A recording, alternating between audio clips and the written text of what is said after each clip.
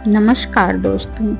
एक बहुत ही बड़ा और सुंदर घर था जिसमें परिवार के साथ एक नौकर भी रहता था जिसका नाम पिंकू था।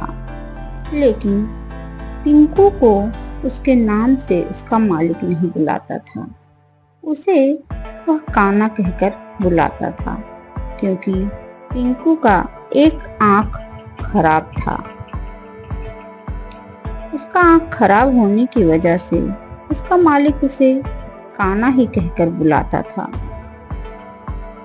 वह उसकी तरफ देखता तो लगता कि वह कहीं और देख रहा है और आपकी तरफ देखता तो लगता कि मेरी तरफ देख रहा है, उधर देखता तो लगता कि इधर देख रहा है। इसीलिए उसे वह काना बुलाता था।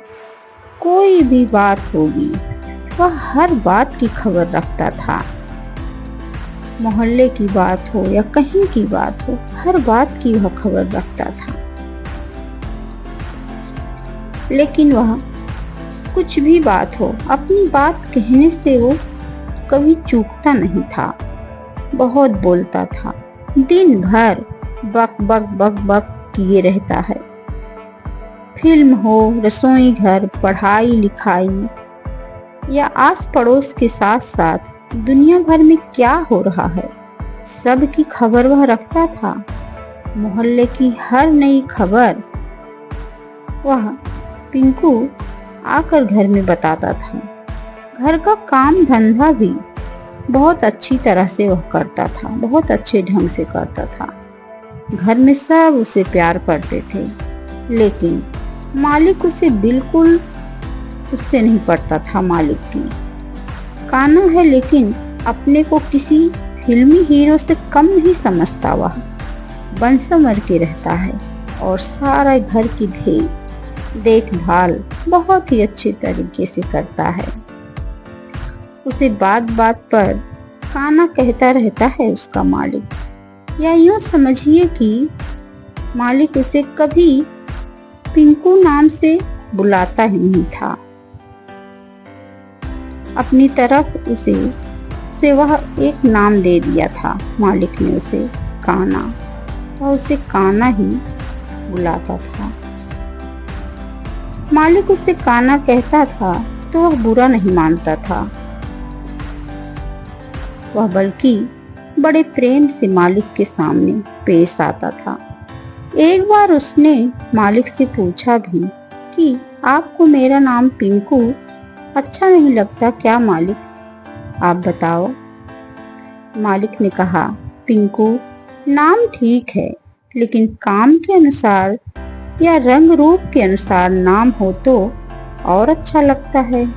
अब देखो, मेरा नाम तो चिराग है क्योंकि मैं इस घर का इकलौता लड़का हूँ और तुम एक आंख के काने हो, इसलिए तुम्हारा नाम काना तुम्हारे लिए एकदम ठीक ठाक है, इसलिए मैं तुम्हें काना नाम से बुलाता हूँ। इसके बाद उसने कभी भी मालिक से काना कहने की शिकायत नहीं की। मालिक उसे काना कहता तो उसे बहुत ही मजा आता।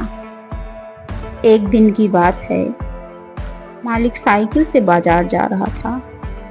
तभी एक जीप ने मालिक को धक्का मार दिया और मालिक घायल हो गया। कुछ लोगों ने मालिक को उठाकर अस्पताल में भर्ती किया। पता चला कि मालिक के एक पैर में गंभीर रूप से चोट आई है। डॉक्टर ने बताया कि कम से कम 4-5 महीने तो बिस्तर पर ही लग जाएंगे, उससे पहले उठना तो मुश्किल है। एक हफ्ते बाद मालिक अस्पताल से घर आ गया। मम्मी के कहने पर पिंकू मालिक की सेवा खूब करता। मालिक की सेवा करते हुए वह बोला, बहुत दुख की बात है छोटे साहब, आपका एक पैर जो खराब हो गया। पिंकू ने ऐसा कहा तो मालिक को लगा कि वो मुझे लंगड़ा कहकर चिढ़ा रहा है। मन ही मन मालिक को बहुत बुरा लगा, लेकिन मालिक उसे डांटता कैसे, उसने तो मुझे खुले शब्दों में लंगड़ा भी नहीं कहा था। फिर पता नहीं उसने ये बात मुझे चिढ़ाने के लिए कही थी या सहानुभूतिवश कही थी। जो भी हो, पिंकू ने 3 महीने तक मालिक की सेवा की और मालिक 3 महीने में ही चलने लायक हो गया। ये सब पिंकू की सेवा का परिणाम था। उस दिन से मालिक ने उसे काना कहना छोड़ ही दिया। इस कहानी से यही सीख मिलती है, सच्ची सेवा और निष्ठा के माध्यम से ही प्रति सम्मान और समझ विकसित होती है। बाकी तो बाहरी विशेषताओं से ज्यादा महत्वपूर्ण किसी की सेवा का योगदान ही होता है। इससे कोई भी अछूता नहीं है।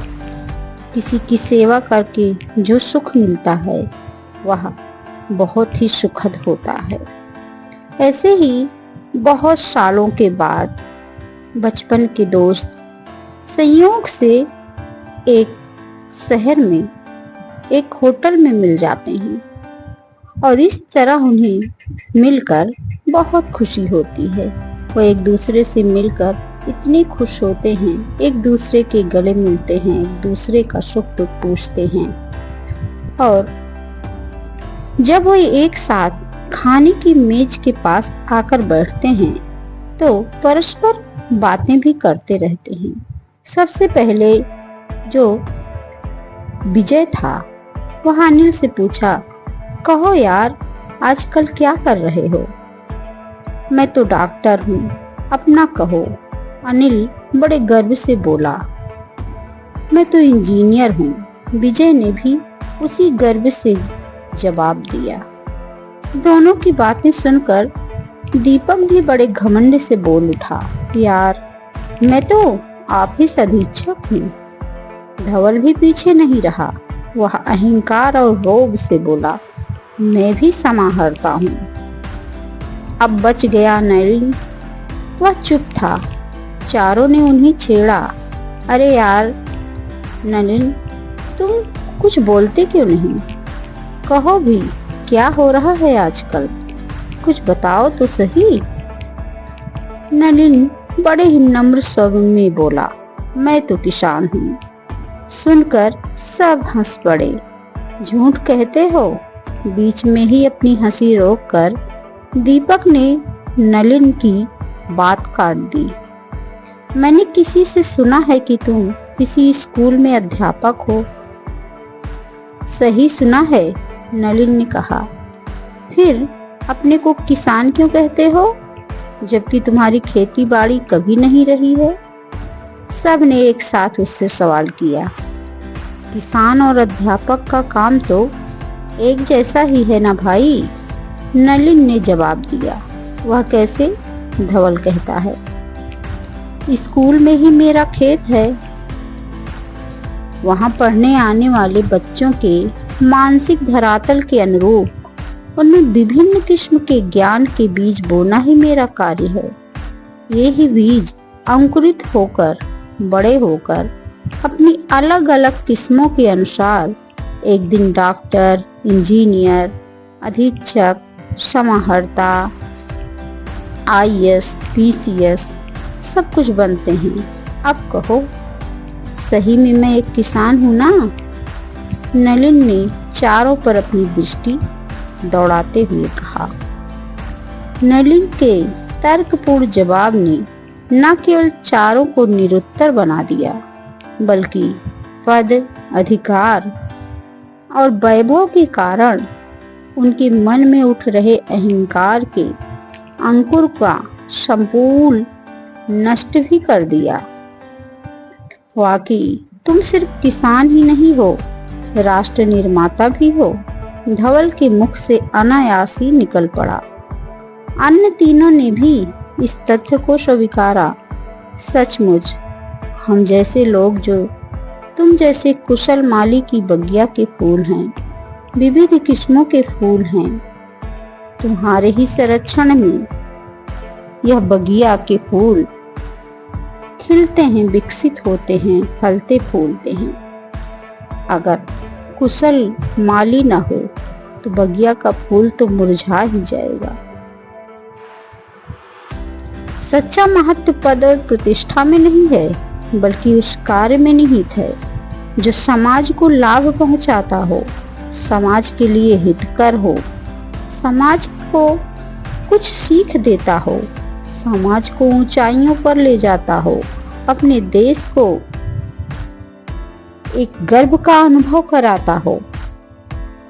नलिन की कहानी हमें यही सिखाती है कि हर पेशे को अपनी एक महत्वपूर्ण भूमिका होती है और हमें अपने कार्य के मूल्य को समझकर अहंकार से दूर रहना चाहिए, क्योंकि अहंकार ही समूल दुख का कारण है।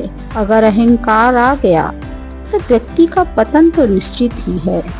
इसलिए अहंकार को छोड़कर अपने आप को नम्र और विनम्र बनाकर इस संसार में चलना चाहिए। तब देखिए सच्चा सुख और ज्ञान का अनुभव सब काम आएगा। धन्यवाद। आपको कहानी कैसी लगी कमेंट करके जरूर बताइएगा। वीडियो को लाइक और शेयर करिएगा, चैनल को सब्सक्राइब करिएगा। Thank you.